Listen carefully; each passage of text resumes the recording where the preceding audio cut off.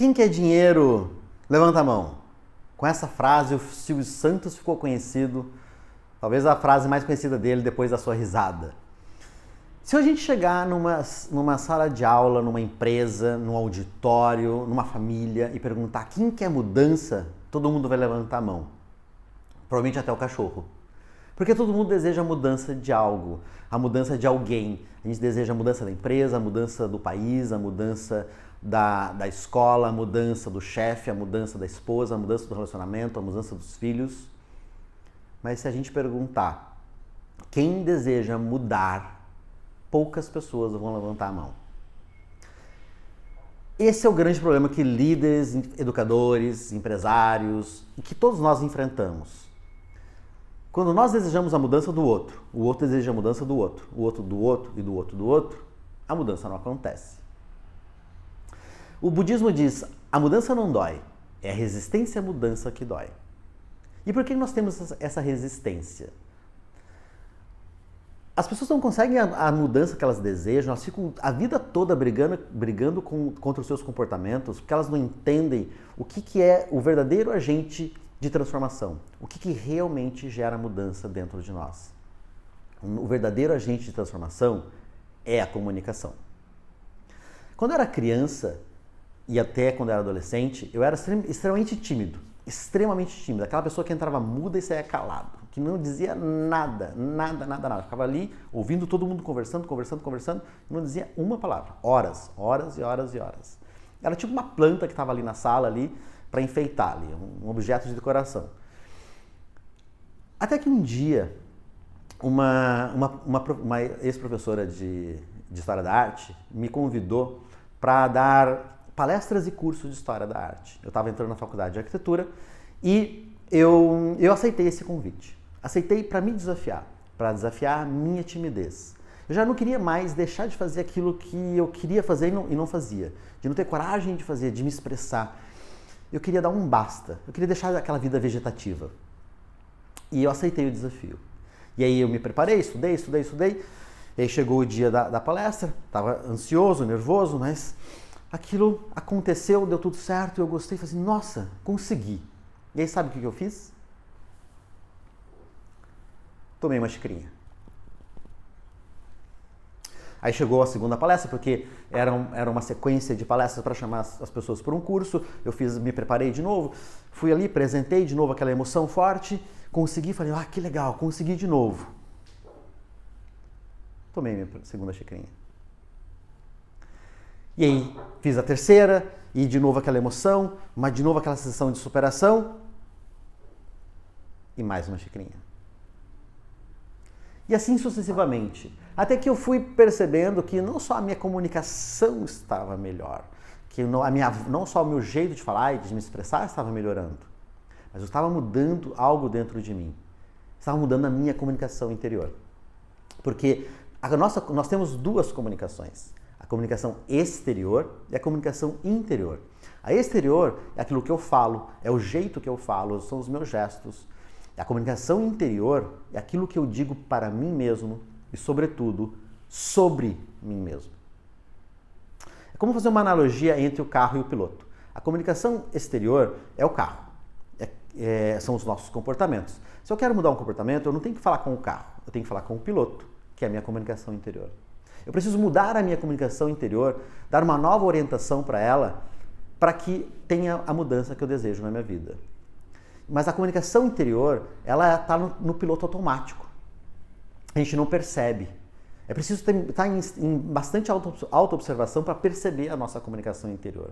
Vou dar um exemplo que aconteceu comigo. Quando eu morava em Floripa, eu morava e no meu prédio tinha uma pessoa que jogava hóquei na grama, na seleção brasileira de hóquei na grama. Quando eu abri o elevador, eu vi ele ali com o joelho enfaixado. Eu falei assim, nossa, o que aconteceu com o teu joelho?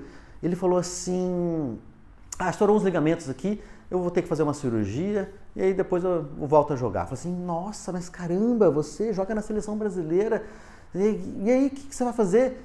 Vou ficar afastado uns dias, né? Mas logo depois, passa um tempo, eu vou voltar a jogar. Eu falei, mas joelho é complicado, né? A recuperação é complicada, né? Eu falei, mas depois eu fico bom de novo, né? Eu falo assim, mas a operação no joelho é uma coisa assim, você fica vários dias sem pôr o pé no chão, uma coisa trabalhosa e tal. E eu falo assim, mas depois eu fico bom. E eu falo assim, aí eu parei e percebi o que eu estava fazendo, qual era a minha comunicação exterior, e eu falei assim, caramba, deixa eu mudar isso, né? Eu falei, realmente, logo você fica bom. E eu percebi a diferença da comunicação interior dele e da minha. O atleta, ele tem uma comunicação interior positiva, ou seja, ele, graças a essa comunicação interior, ele consegue enfrentar um adversário até melhor, mais preparado do que ele, e às vezes até vencer um adversário mais preparado do que ele.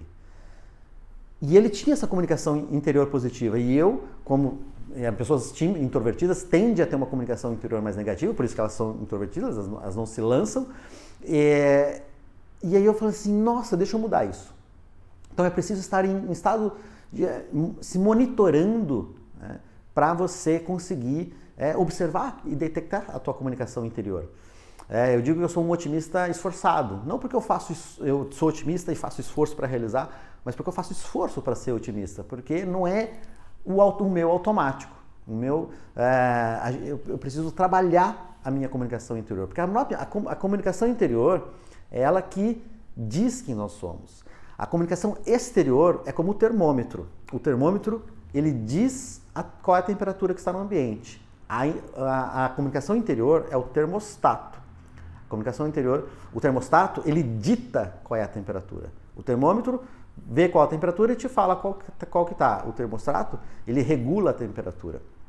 A comunicação exterior diz quem nós somos. A comunicação interior dita quem nós somos. E como que eu mudo essa comunicação interior?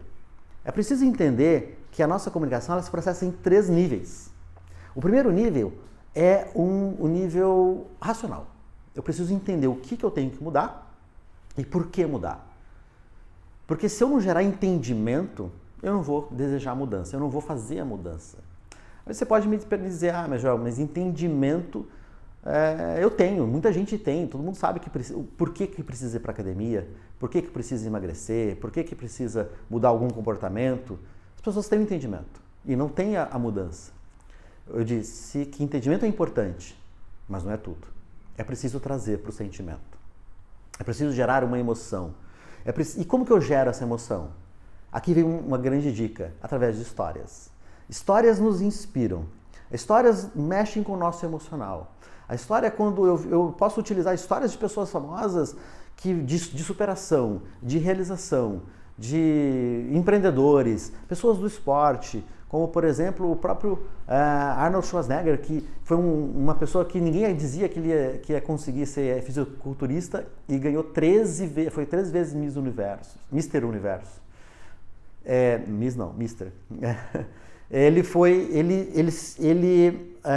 Diziam que ele nunca ia ser ator, porque o nome dele era difícil, ele era um brutamontes. Ele foi o ator mais bem pago da sua época. Diziam que jamais ele ia ser político, ele se tornou governador da Califórnia. Você pode pegar histórias assim que te inspiram, mas você também pode pegar histórias próximas de você.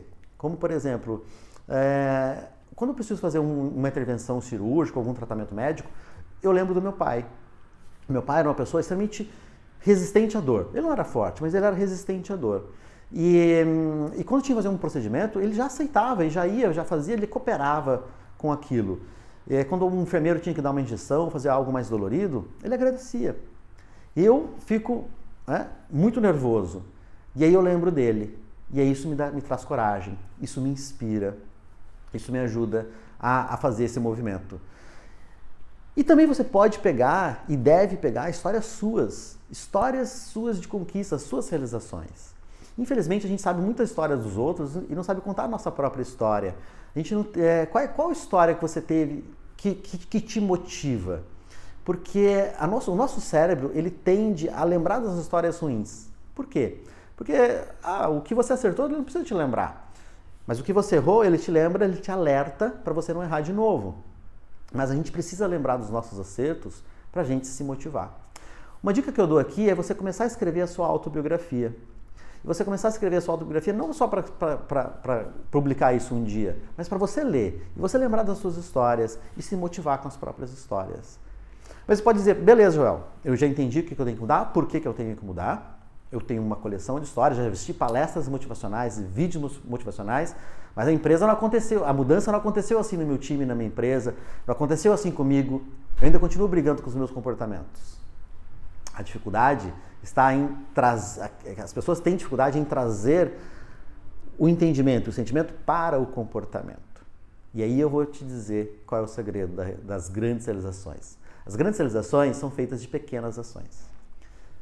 O segredo de fazer muito é fazer pouco. Isso. O segredo de fazer muito é fazer pouco. Por exemplo, quando você está com uma pia cheia de louça para lavar, você vai dizer, não, depois eu faço. Agora não, que vou perder muito tempo. Vou te dizer, o segredo de fazer muito é fazer pouco. Se comprometa em lavar uma xicrinha. Uma xicrinha. Vai lá e lava uma xicrinha. E aí você já lavou a mão, já está com a mão molhada, você já lavou uma xicrinha, já está com a bucha ali. Vou lavar mais uma. E vou lavar mais uma. E mais uma. E de repente você já lavou as xícaras, os pratos, e você já lavou metade da louça. Você fala assim, bom, já lavei metade, deixa eu lavar a outra metade. E você... Né? Aquilo que parecia tão difícil, tão chato, foi muito mais fácil do que parecia, porque você se comprometeu em lavar apenas uma xicrinha. Quando a gente se compromete em fazer uma grande mudança, uma grande ação, a gente procrastina. Aquilo é difícil, gera resistência interior. Quando eu me comprometo em fazer uma coisa fácil e simples, em lavar só uma xicrinha, eu faço, porque é fácil de fazer. Esse é o segredo para você trazer para o comportamento e gerar aí uma nova comunicação. Porque quando eu realizo, eu gero uma nova comunicação. Toda vez que eu tomava aquela xicrinha, ou seja, que eu fazia uma palestra, mudava uma comunicação dentro de mim, sobre mim mesmo. Toda vez que você realiza uma pequena ação, vai mudar a sua comunicação interior. E a comunicação interior é a base da transformação. Portanto, aqui eu te sugiro, escolha na sua casa uma xicrinha, compre uma xicrinha se você quiser e batize como uma xicrinha da transformação. E todo dia tome café nessa xícara, ou chá, o que você quiser, e lembre do que você precisa mudar, o que você deseja mudar, entenda o porquê você quer mudar, lembre de uma história que te inspire e pergunte-se, qual vai ser a minha xicrinha de hoje? Qual vai ser a minha pequena, grande ação de hoje? Pequena por quê? Porque tem que ser fácil e rápido de fazer. Tem que ser para ser feito agora, hoje. E grande por quê? Porque tem que estar conectada com algo maior.